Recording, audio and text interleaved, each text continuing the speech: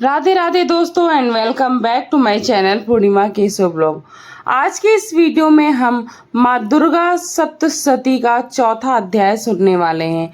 जो साधक दुर्गा सप्तशती का पाठ नहीं कर पाते हैं अथवा किसी भी पंडित के माध्यम से नहीं सुन पाते हैं, वो इस प्रकार हमारी वीडियो से सुनकर पूर्ण फल की प्राप्ति कर सकते हैं। तो चलिए बिना किसी देरी के शुरू करते हैं। माँ दुर्गा की स्तुति का सर्वश्रेष्ठ साधन श्री दुर्गा सप्तशती पाठ का यह चौथा अध्याय है। यहाँ पर दुर्गा सप्तशती पाठ का चौथा अध्याय संस्कृत और हिंदी में होता है, लेकिन हम आपको हिंदी में सुनाएंगे ताकि बहुत सारे लोग हिंदी भाषी हैं, उनको समझ में आए। तो चलिए शुरू करते हैं। महर्षि मेधा बोले, देवी ने जब पराक्रमी दुरात्मा महिषासुर को मार गिराया और असुरों की सेना को मार दिया, तब इंद्रादि समस्त देवता अपने सिर तथा शरीर को झुकाकर भगवती की स्तुति करने लगे। जिस देवी ने अपनी शक्ति से यह जगत व्याप्त किया है और संपूर्ण देवताओं तथा महर्षियों की पूजनीय है, उस अंबिका को हम भक्ति पूर्वक नमस्कार करते हैं। वह हम सबका कल्याण करे। जिस अतुल प्रभाव और बल का वर्णन भगवान विष्णु, शंकर और ब्रह्मा जी भी नहीं कर सके, वही चंडिका देवी इस संपूर्ण जगत का पालन करें और अशुभ भय का नाश करें। पुण्यात्माओं के घर में तुम स्वयं लक्ष्मी रूप हो और पापियों के घर में तुम अलक्ष्मी हो, और सतकुल में उत्पन्न होने वालों के लिए तुम लज्जा रूप होकर उनके घर में निवास करती हो। हम दुर्गा भगवती को नमस्कार करते। हे देवी, इस विश्व का पालन करो। हे देवी, हम तुम्हारे अचिंत्य रूप का किस प्रकार वर्णन करें। असुरों का नाश करने वाले भारी पराक्रम तथा समस्त देवताओं और दैत्यों के विषय में जो तुम्हारे पवित्र चरित्र है, हम उनका किस प्रकार वर्णन करें। हे देवी, त्रिगुणात्मिका होने पर भी तुम संपूर्ण जगत की उत्पत्ति का कारण हो। हे देवी, भगवान शंकर आदि किसी भी देवता ने तुम्हारा पार नहीं पाया। तुम सबकी आश्रय हो। यह संपूर्ण जगत तुम्हारा ही अंश रूप है, क्योंकि तुम सबकी आदि भूत प्रकृति हो। हे देवी, तुम्हारे जिस नाम के उच्चारण से संपूर्ण यज्ञों में सब देवता तृप्ति लाभ करते हैं, वह स्वाहा तुम ही है। इसके अतिरिक्त तुम पितरों की तृप्ति का कारण हो, इसलिए सब आपको स्वधा कहते हैं। हे देवी, वह विद्या जो मोक्ष को देने वाली है, जो अचिंत्य महाज्ञान स्वरूपा है, तत्वों के बारे में, तत्वों के सार को वश में करने वाले, संपूर्ण दोषों को दूर करने वाले, मोक्ष की इच्छा वाले मुनिजन जिनका अभ्यास करते हैं, वह तुम ही हो। तुम वाणी रूप हो और दोष रहित ऋग तथा यजुर्वेद एवं उद्गीत के रूप में प्रकट हुई हो, और तुम संपूर्ण संसार की पीड़ा हरने वाली हो। हे देवी, जिससे सारे शास्त्रों को जाना जाता है, वह मेधा शक्ति तुम ही हो, और दुर्गम भवसागर को पार करने वाली नौका भी तुम ही हो। लक्ष्मी रूप से विष्णु भगवान के हृदय में निवास करने वाली तुम ही हो, और भगवान महादेव के द्वारा सम्मानित गौरी देवी भी तुम ही हो। मंद मुस्कान वाले निर्मल पूर्ण चंद्रबिंब के समान और उत्तम सुवर्ण की मनोहर कांति से कमनीय तुम्हारे मुख को देखकर भी महिषासुर क्रोध में आ गया। यह बड़े आश्चर्य की बात है। और हे देवी, तुम्हारा यही मुख जब क्रोध से भर गया तो उदय काल के चंद्रमा की भांति लाल हो गया और तनी हुई भौहों के कारण विकराल रूप हो गया। उसे देखकर भी महिषासुर के शीघ्र प्राण नहीं निकले। यह बड़े आश्चर्य की बात है। आपके कुपित मुख के दर्शन करके भला कौन जीवित रह सकता है। हे देवी, तुम हमारे कल्याण के लिए प्रसन्न हो जाओ।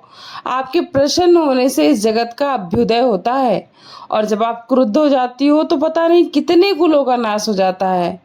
यह हमने अभी अभी जाना है कि तुम महिषासुर की बहुत बड़ी सेना को देखते देखते मार चुकी हो। हे देवी, सदा अभ्युदय देने वाली, जिस प्रकार तुम प्रसन्न हो जाती हो, वही देश सम्मानित होते हैं। उनके धन यश की वृद्धि होती है। उनका धर्म कभी शिथिल नहीं होता है और उनके यहाँ अधिक पुत्र पुत्रियों और नौकर होते हैं। देवी तुम्हारी कृपा से ही धर्मात्मा पुरुष प्रतिदिन श्रद्धा पूर्वक यज्ञ करता है और धर्मानुकूल उच्च आचरण भी करता है। उसके प्रभाव से स्वर्गलोक में जाता है, क्योंकि तुम तीनों लोक में मनवांछित फल देने वाली हो। हे माँ दुर्गे, तुम स्मरण करने पर संपूर्ण जीवों के भय को नष्ट कर देती हो और स्थिर चित्त वालों के द्वारा चिंतन करने पर उन्हें अत्यंत मंगल देती हो। हे दरिद्र दुख नाशिनी देवी, तुम्हारे सिवा दूसरा कौन है? तुम्हारा चित्त सदा दूसरों के उपकार में लगा रहता है। हे देवी, तुम शत्रुओं को इसलिए मारती हो कि उनके मारने से दूसरों को सुख मिलता है। वह चाहे नरक में जाने के लिए चिरकाल तक पाप करते रहे, किंतु तुम्हारे साथ युद्ध करके सीधे स्वर्ग को जाएंगे, इसलिए तुम उनका वध करती हो। हे देवी, क्या तुम दृष्टिपात मात्र से असुरों को भस्म नहीं कर सकती हो? अवश्य कर सकती हो, किंतु तुम्हारा शत्रुओं को शस्त्रों द्वारा मारने का विधान इसलिए ताकि तुम शस्त्रों से उन्हें मारकर उन्हें स्वर्ग को भेजो। इस तरह हे देवी, उन शत्रुओं के प्रति भी तुम्हारा विचार अति उत्तम होता है। देवी, तुम्हारे खड्ग, उग्र खड्ग की चमक और त्रिशूल की नोक की कांति की किरणों से असुर की आंखें फूट नहीं गई। उनका कारण यह था कि वे किरणों से शोभायमान तुम्हारे चंद्रमा के समान आनंद प्राप्त करने वाले सुंदर मुख को देख रहे थे। हे देवी, तुम्हारा शील बुरे वृत्तांत को दूर करने वाला है और सबसे अधिक तुम्हारा रूप, जो ना तो कभी चिंतन में आ सकता है और ना जिसकी दूसरे से कभी तुलना हो सकती। तुम्हारा बल व पराक्रम शत्रुओं का नाश करने वाला है। इस तरह तुमने शत्रुओं पर भी दया प्रकट की है। देवी, तुम्हारे बल की किसके साथ बराबरी की जा सकती है?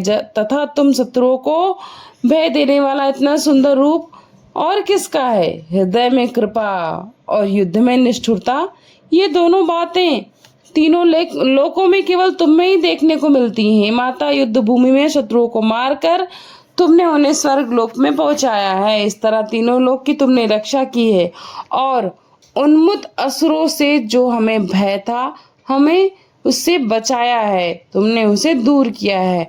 तुमको हमारा नमस्कार है। देवी, तुम शूल खड्ग से हमारी रक्षा करो तथा घंटे की ध्वनि और धनुष की टंकार से हमारी रक्षा करो। हे चंडिके, अपने शूल को घुमाकर पूर्व पश्चिम उत्तर तथा दक्षिण दिशा में हमारी रक्षा करो। तीनों लोक में जो तुम्हारे सौम्य रूप है, उस घोर रूप है, उससे हमारी रक्षा करो तथा इस पृथ्वी की रक्षा करो। हे अंबिके, आपके कर पल्लों में जो खड्ग, शूल और गदा शस्त्र शोभा पा रहे हैं, उनसे हमारी रक्षा करो।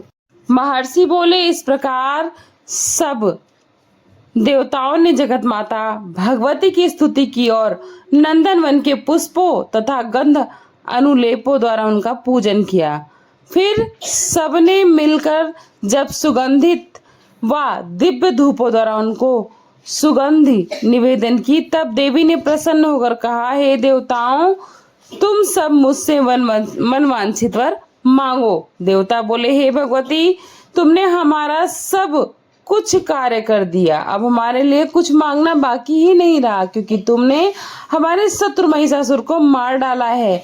हे महेश्वरी, तुम इस पर भी यदि हमें कोई वरदान देना चाहती हो तो बस इतना वर दो कि जब जब हम आपका स्मरण करें तब तब आप हमारी विपत्तियों को हरण करने के लिए हमें दर्शन दे दिया करो। हे अंबिके, जो कोई भी तुम्हारी स्तुति करे तुम उसको वृत्त, समृद्धि और वैभव देने के लिए, साथ ही उसके धन और स्त्री आदि संपत्ति बढ़ाओ और सदा हम पर प्रसन्न रहो। महर्षि बोले, हे राजन, देवताओं ने जब जगत के लिए तथा अपने लिए इस प्रकार का प्रश्न किया तो तथास्तु कहकर देवी अंतर ध्यान हो गई। हे भूप, जिस प्रकार तीनों लोगों का हित चाहने वाली अब भगवती देवताओं के शरीर से उत्पन्न हुई थी, वह सारा वृत्तांत मैंने तुमसे कह सुनाया है। इसके पश्चात दुष्ट असुरों निशुंभ और शुंभ का वध करने और सभी लोगों की रक्षा करने के लिए जिस प्रकार गौरी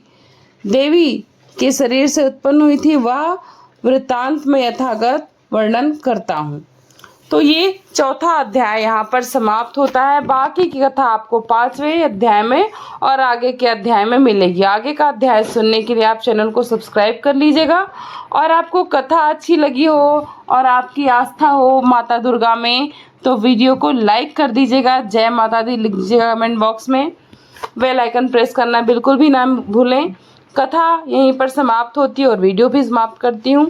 आशा करती हूँ आप सभी सहयोग करेंगे, वीडियो को ज़्यादा से ज़्यादा शेयर करेंगे फ्रेंड्स एंड फैमिली के साथ, साधकों के साथ, व्रती के साथ और भक्तों के साथ। तो जय माता दी। थैंक्स फॉर वॉचिंग पूर्णिमा केसो ब्लॉग। Bye bye.